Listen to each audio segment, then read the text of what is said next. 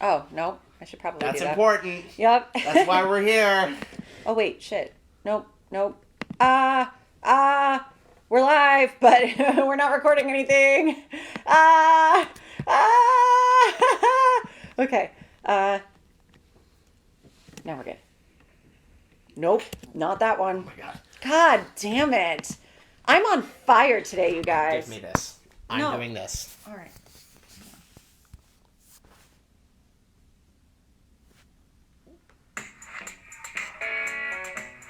Oh boy. Nope, I don't know how to do this. Oh, that's it.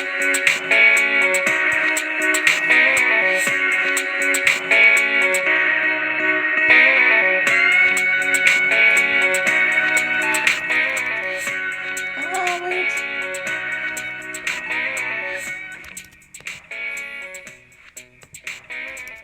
Three, two, one.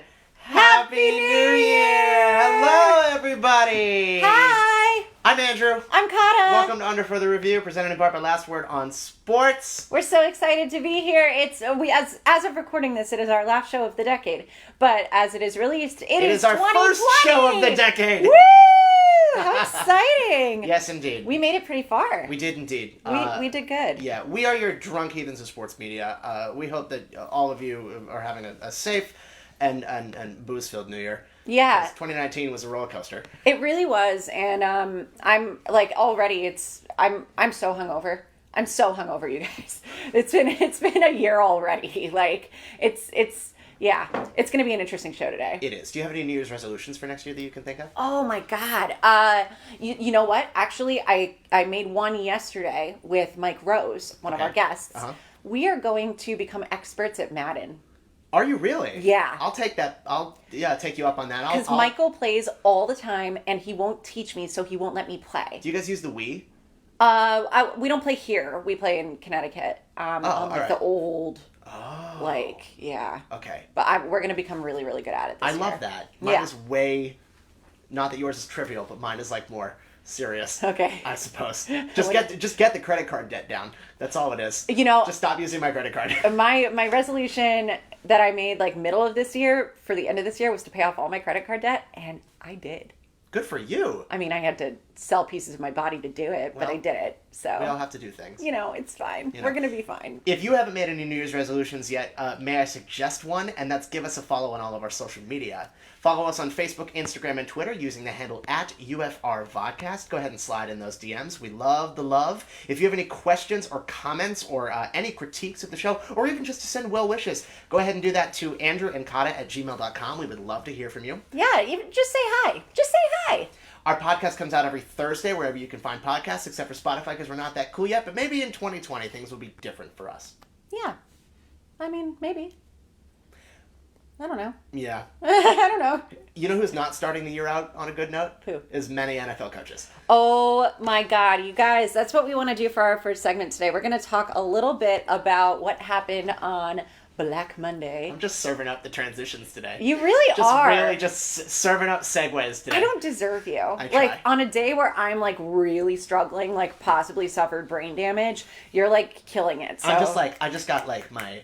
Yeah, things are firing in my brain. Yeah, so. but Black Monday, which actually, it was more of like Peter King said this in his column, a dark gray Monday. We actually didn't see a whole lot, but it was all very concentrated. And a lot of it happened, obviously, in the worst division to ever exist in the game of football, the NFC East. So I want to start talking about my Giants, obviously. Okay. Pat Shurmur was sacked. That's a good thing, right? So here's the thing, and they're keeping Dave Gettleman, our general manager, which I think who picked Daniel Jones and traded OBJ. Right. He's made some questionable moves, and he's also like very behind the times. Everyone's kind of been joking on social media who was at the press conference on Monday that they were talking about like they have a new quote unquote analytics team, like how shiny and how new and special and whatever. And it's just like, it's one of those things like he needs to catch up. But the thing with Pat Shurmur, and Pat Shurmur now has done 2 years with the Giants. He's done. He's out. Came in to replace Ben McAdoo after he was fired. And it's I have this qualm. And this qualm is the Giants go out of their way, like they have commitment issues. We know this. They can't commit to anyone for a long period of time. But then they go out of their way to hire like the new guy, and it's always the same fucking guy. It's always like the old white guy who doesn't have any ability or potential to inspire a locker room. Okay, so I think the old white guy is most of football, but I just think that right. You see it a lot with half the teams in the NFL. Just if you're putting all the teams on a spectrum, half the teams on the NFL have good coaches and half of them have bad coaches. But the thing is what you're looking at now is this thing like, if it didn't work before, why is it going to work now?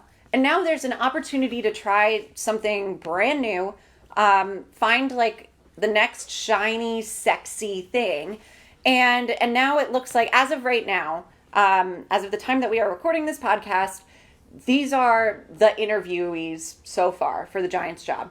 Baylor coach Matt Rule, who it's like, okay, like, sure, fine. Patriots offensive coordinator Josh McDaniels, who we both know isn't going anywhere. It's never happening. He's actually interviewing in a few days. I think he's interviewing with the Browns and the Panthers as well. Interesting. But he's not going anywhere. I think he's just trying to like hedge his salary and like make himself look like he's worth more money to the Patriots when he comes in and eventually replaces Bill Belichick. I also think that with the depth of the draft that's coming up this year, the Patriots are going to try to do everything in their power to keep McDaniels around. Right. Because there's a good chance that their offense could have a different look next season. Absolutely. And it needs to. We know that. Also, we'll get into that later. Also on the Giants interview list is Chiefs offensive coordinator Eric Bieniemy. I don't know if I'm saying that correctly. Cool. Obviously, he's done some interesting things with the Chiefs over the past couple of years. Cowboys defensive backs coach Chris Richard and former Packers coach Mike McCarthy. Which is the most interesting choice of all of them. I disagree. You don't think so? No. I think we're going to get exactly what we got before. Well, with Mike McCarthy, I mean, he was basically the one who kind of brought Aaron Rodgers into the spotlight here. He was there for the peak Rodgers years. Yeah. And maybe he has a chance to do that with Daniel Jones. Okay. I see what you're saying. I just don't know if in Mike McCarthy we've seen this ability to like set a team of really young guys on fire. Well, he certainly hasn't had an ability to deal with quarterbacks who, not that I'm calling Aaron Rodgers too big for his britches, but like quarterbacks that are outspoken. Right. Because Rodgers put him in his place. Right. He was like, listen, dude, you're not doing a good job. And then the end of that year, McCarthy was gone. It was over. But the thing is, though, is that with a team as young as the Giants right now, and it's going to continue to get younger, obviously, as the draft approaches, I think that there isn't anyone who can put him in his place if he is doing something wrong. And that can just kind of lead the team astray if they're just kind of following the Bible of this old veteran coach. I'm not very excited about the idea of it. Okay. I haven't seen a name that I'm very excited about yet. All right. Well, of those names, who are you the most excited about? I think it's kind of sexy to go and get a college coach. I think so. Yeah, You think that a coach transitioning from college to the pros is going to work out? You know what? I know it sounds crazy, but the Giants need crazy right now. Well, I mean, Matt Rule has been a good coach for Baylor. The last time, Chip Kelly was a great coach at Oregon, and look what happened and he was like a revolutionary coach at Oregon. Yeah, no, I know. Look what happened when he tried to come to coach Philadelphia. Look, it was a mess. How old is Matt Rule? Hang on. Hold, please. Hold, please. All right, Matt Rule's 44. Okay, so he's not that young. He's not that young, but he's also, this kind of a challenge. Like, it's like obviously we do a lot of work on this podcast every week, but if I handed you a contract with Fox Sports tomorrow, like, how much would that workload go up for you? A lot. A whole lot. Of course. It's an opportunity. Yeah. And this is an opportunity. This guy is going to know front and back this entire roster. When he walks into this interview, he's going to know everything there is to know about the Giants because it's a huge opportunity that I don't believe has been presented to him before. Mm-hmm. And I just think there's something really exciting about that. It can set fire under a guy's ass. To set fire under the other 53 asses in the room. I mean, like, or 52 asses in the room. I don't know. That's the one if I had to pick one, I think I am most excited about. All right. But I don't know. I would like to see some different names. I would like to see, it sucks. Ron Rivera was announced earlier this week as the Washington Redskins' new head coach. Which I think is a good move for them. Oh, it's a great move for them. Yeah. It sucks that we didn't really get the opportunity to talk to him. I think Ron Rivera would have been great for us. Yeah, but I think he's going to work well with Dwayne Haskins as quarterback. Well, and you know who they're talking about now for his defensive coordinator? They're talking about bringing back Jack Del Rio. Ooh, sexy. That's really, I mean, obviously he's the best looking man ever. No, I just mean the pick is... But the pick is also very sexy. But yes, no, that is, I mean, you look at moves like that and... That's exciting. Yeah, absolutely. That's shiny. Who wouldn't be excited about that? You've got a team that is trying to get younger and trying to do some new things and really come back from years of just being awful. With the right coach, that offense can be great. I agree. I agree. So. I think it's great for them. Between Haskins, Darius Squeeze, who's entering his third year or something like that, even and you've got young receivers like Terry McLaurin, who had a breakout year this year. Absolutely. And he's only going to continue to get better. Yep. And then also, Ron Rivera is an experienced player himself. I always herald him as he's the first Puerto Rican man ever to be on a championship-winning football team, which is really cool. But he's won a Super Bowl as a result, and it just has so much experience. He was talking about in an interview that he did earlier this week before he flew to Washington to interview for this job. He's ready to take a job, but he was talking about how he felt really blessed with the Panthers that they gave him so much time. They gave him their, 7 or 8 or 9 years, whatever. But most head coaches don't make it past the first 2 or 3 years. And he says it takes more than 2 or 3 years to change a culture. And that's what we're looking at now for the Redskins. And I'm thrilled for them. Yeah. We need someone at the Giants who can change the culture as well. It's a cute thing to go by, but there needs to be some measure of success as well. I mean, in the NFL, where people are anxious to win, in sports in general, where people are anxious to win championships right now, you hardly ever get that kind of trust from a front office. Mm-hmm. Like, I need 5 years to do this. I mean, the only person I can really think of who got 5 years is in baseball when Theo Epstein completely turned the Cubs around under our noses and then they won the World Series. Right. But I think there needs to be some measure of success as well as a culture change. Yeah. If the Giants and Redskins don't improve on their records next year, there might be some scrutiny to be. If they don't match or improve upon, I think there might be some scrutiny to be had. But that's what that measure needs to be. It can't be we didn't make the playoffs, so we're going to fire a guy. I totally agree with you. I just don't think that front offices see it the same way that we do. I agree. And that's why, and it's so funny because we think about, on just the average football fan, us, we're guilty of this. We think about, the top being these head coaches and these general managers, and it goes so much further up. Mm-hmm. They're owners and presidents and all of these people who are the bosses of these guys, because someone's got to fire these guys when they're not doing well. And the culture starts up there. And so... Absolutely. And the Redskins have really cleaned house. Another team that's on the docket, obviously, with the NFC East is the Cowboys. Absolutely. And as of this moment, it looks like Jason Garrett still has a job, but he's not going to. Man, I just really think that they're going to bring him back because Jerry Jones doesn't have the balls to cut him. I don't know. I don't think they will. I think they've kind of had enough. I hope so. I hope you're right. He's terrible. The Cowboys have 12-4 playing. The Cowboys have a 12-4 roster with a 4-12 coach. Right. Yeah. Yeah. And they're even their coaches under Garrett are amazing. Who's the super young offensive coordinator? Oh God. He's really good. I'm gonna look him up. Hold on. One moment, please. Kellen Moore. Yeah. Yeah. He's 31, mm-hmm. and he's running a high-powered offense that has some really good young talent. Yeah. Dak Prescott had a breakout year this year. Ezekiel Elliott. Even players even younger receivers like Michael Gallup.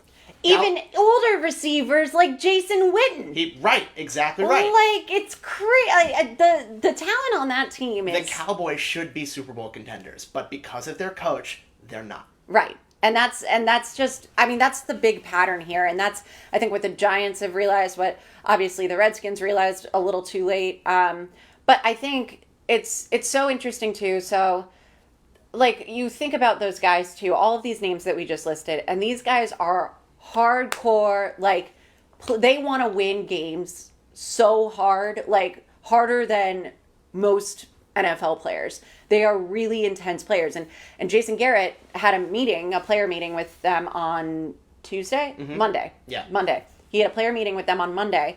And it, you know, walking into that room, I can imagine he probably didn't know a whole lot of what to say because he knows his job is probably not going to, you know, hold him anymore in the house. But he walked in and said, and this is a relatively direct quote, "It's been an honor coaching you." And, like, he knows it's done. But what else do you say to a team of guys like that? A team of really, really intense, high-powered, talented guys who should be winning games, and you failed them. He failed them. He did. Well, Jerry Jones also failed him, too, by keeping them Jerry around. Jones failed Jerry Jones is me. just a senile old man who needs to hang it up. Right. For real.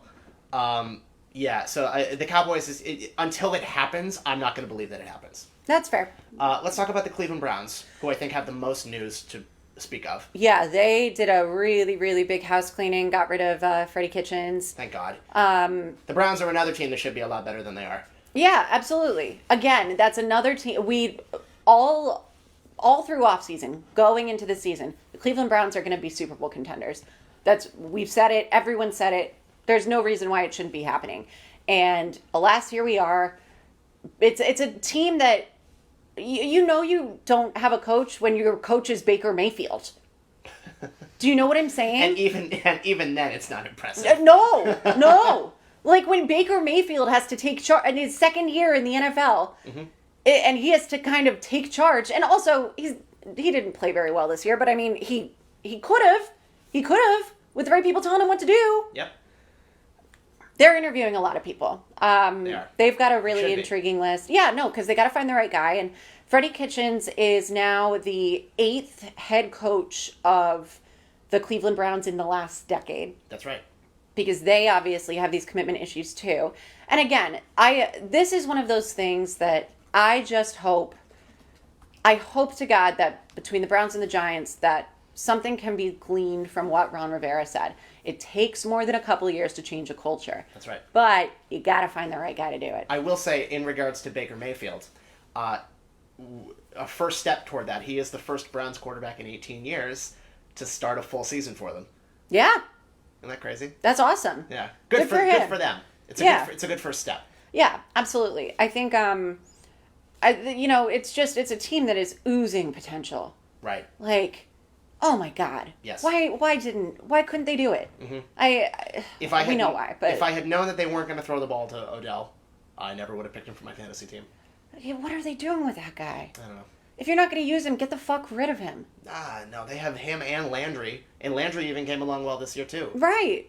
They've got some things to work upon. They've got some high draft picks this year. Right. So we'll see what happens there. But there needs to be.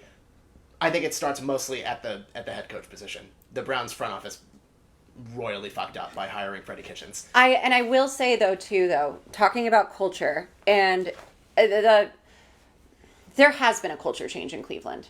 This year we saw it, and it's been, though, on a very individualized level. Mm-hmm. Not a whole lot of drama to speak of. Right. A little bit, but only because people were really watching and paying attention. Sure. And you know how the media turns into a circus when the littlest thing happens and it's a slow news week. But yes. There has been a change. We're seeing these guys kind of jiving. We're seeing just like no antics from Odell. Right. Nothing crazy, at least. Mostly. Yeah. I mean, the watch thing and like a couple, whatever. No, but also just like, I'm leaving. No, I'm not. Just kidding. Well, yeah, but I mean... Tons of players do that, though. Exactly. Ben Roethlisberger does it every other day. Mm-hmm.